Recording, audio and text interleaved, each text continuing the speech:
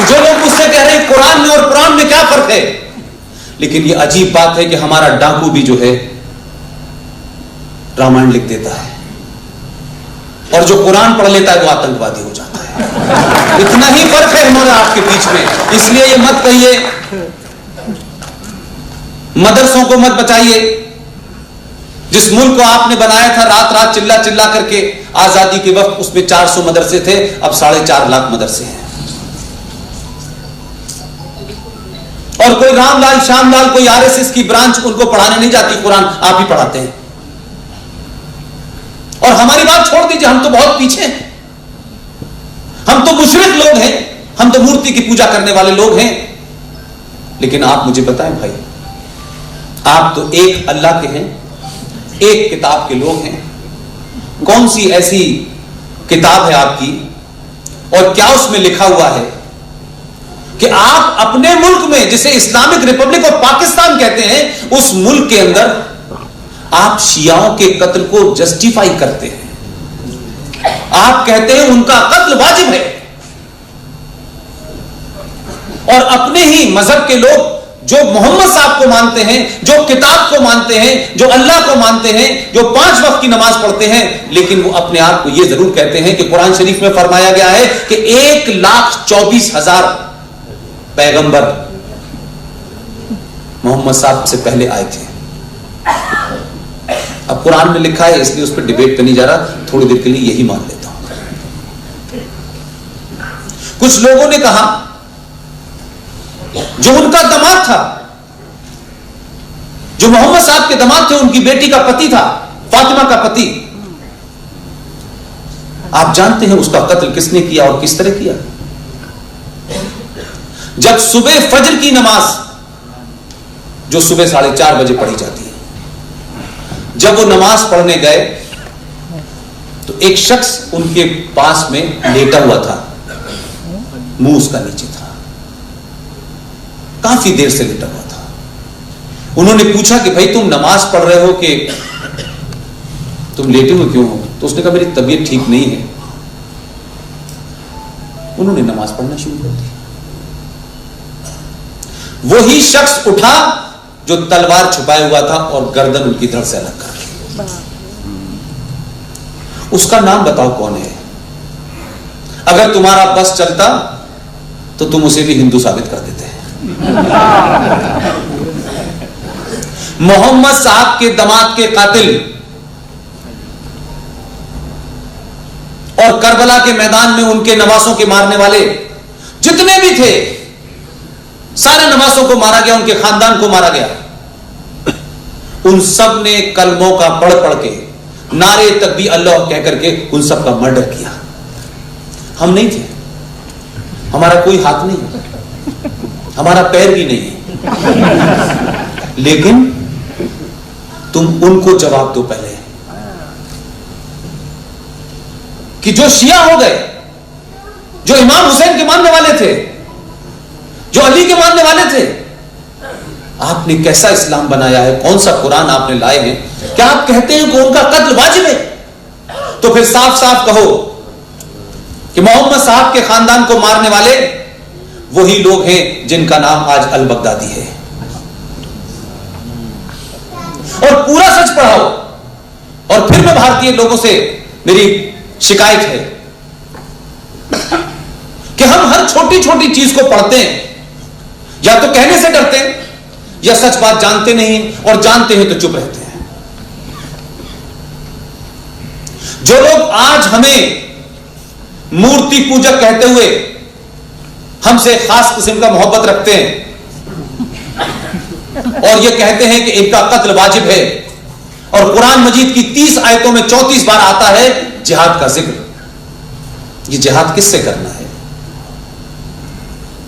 किस लिए करना है? आपने तो कुरान शरीफ को बदल दिया अपनी सुविधा के अनुसार। एक कुरान कहता है कि पैगंबर आते रहेंगे,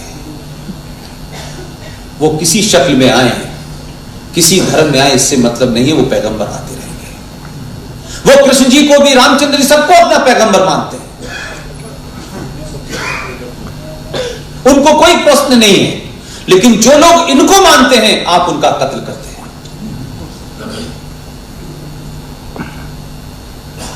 तो मैं तो थोड़ा सा, आप जानते हैं कि पॉलिटिकल जर्नलिज्म मैंने किया है, तो थोड़ा सा हल्का छेड़ देना चाहिए बीच बीच में। तो पैगंबरों का ना तो रंग बताया गया था,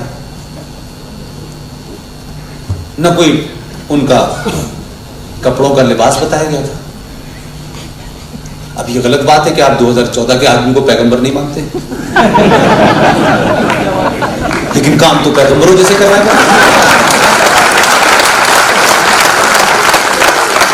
मैं ये बात इसलिए कह रहा हूं कि आप उसे कुछ भी माने, लाख हम कहें कि साहब वोट हमारे से जीता है, हम ही ने हमारा दावा उसके ऊपर पहले है, इस सब के बावजूद भी गैर इस्लामिक काम जो इस मुल्क में पिछले 70 सालों से हो रहा था और हमारा उसमें कोई रोल भी नहीं था, ना ही हम उसमें भागीदार थे, कि जो कुरान में डाइवोर्स देने का तरीका है उसको दरकिनार करके एक नए किस्म का आपने डाइवोर्स तरीका निकाला जिसको निकाह हलाला कहते हैं। अब इस आदमी ने कौन सी लैंग्वेज में कुरान पढ़ा है पता नहीं मुझे, कौन एडवाइजर है, लेकिन अच्छा एडवाइजर है।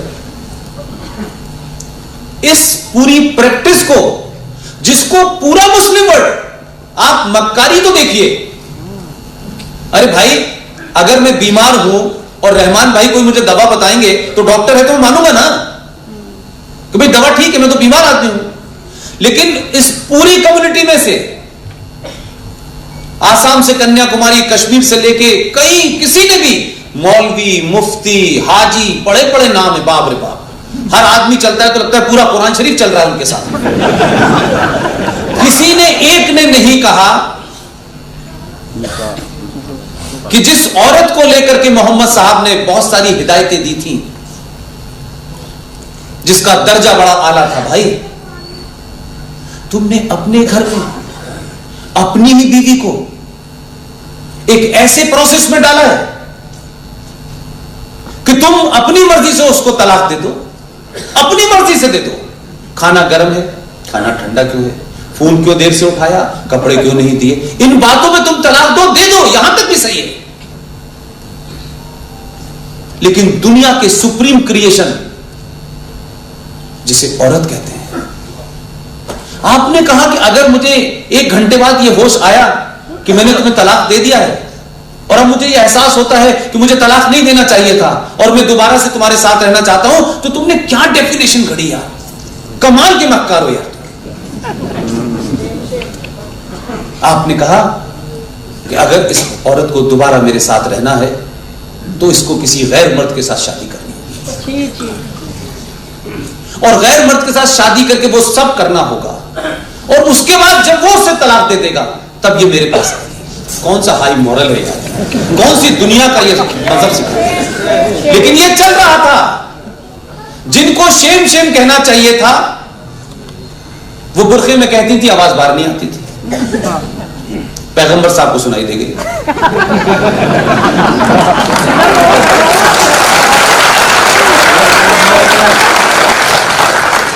अपने यानी भेजा था राम मंदिर बनाने, लेकिन अल्लाह कह रहे पहले मैं जरा ये ठीक ठाक, हमने कहा चलो ये भी कर। लेकिन पूरी कम्युनिटी इस बात से नाराज है कि हमारे मजहब में ये आदमी दखल दे रहा है। अब पूरे इस्लामिक वर्ल्ड में कोई इस बात से नाराज नहीं है। अब मुझसे लोग पूछते हैं कि यार ये मोदी जब भी जाता है इस्लामिक कंट्री में इसको लोग अवार्ड देते हैं, हर जगह इसको अवार्ड दे रहे हैं। तो बोले उनको पता है निकाह हलाला क्या है, लेकिन ये नहीं चाहते, ये नहीं चाहते, ये यही प्रोसेस चाहते हैं। तो आप जब संविधान पे के पद पे बैठते हैं तो संविधान की रक्षा कीजिए, उसके बीच में कोई आए आप मत मानिए। तो मेरी वर्तमान सरकार से और प्रधानमंत्री से दूसरी दरखास्त है कि संविधान में जो प्रावधान विजनरी लोगों ने बनाए थे और जो इस देश की बहुसंख्यक जनता मेजॉरिटी के खिलाफ हैं, उन्हें तत्काल हटाया जाए। आप कहते हैं सारे नागरिक बराबर हैं, सबको अधिकार है, लेकिन पुष्पेंद्र कुमार को अपने धर्म की शिक्षा देने का किसी कॉलेज में अधिकार क्यों नहीं है?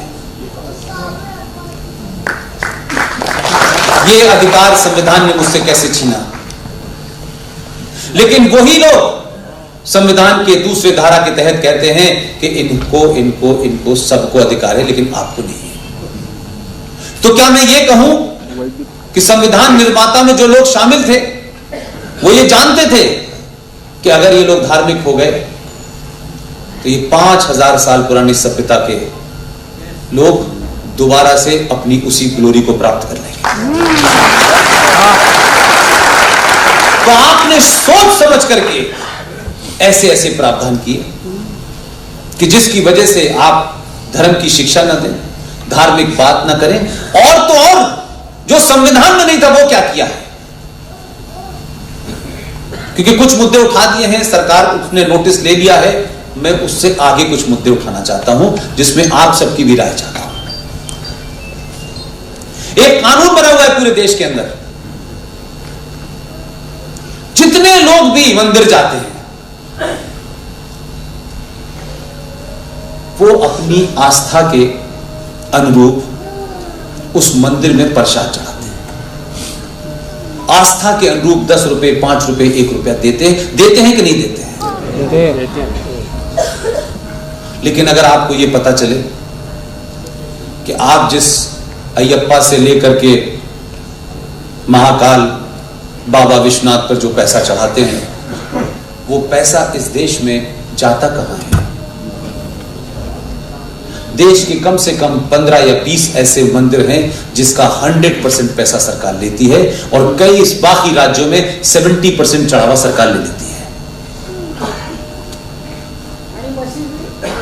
जी, मस्जिद में तो पहली बात कोई पैसा चढ़ता नहीं, और जो मज़ारे हैं उन सब का 100% पैसा वही लोग रखते हैं अपने पास। तो आप इस हिंदू से ये सनातन न बन पाए, इसकी आस्था टूट जाए, इसको आप कमजोर कर दें, और शहर का डिस्ट्रिक्ट मजिस्ट्रेट उस कलेक्टर की नाम पे उस पैसे का केयर टेकर होगा।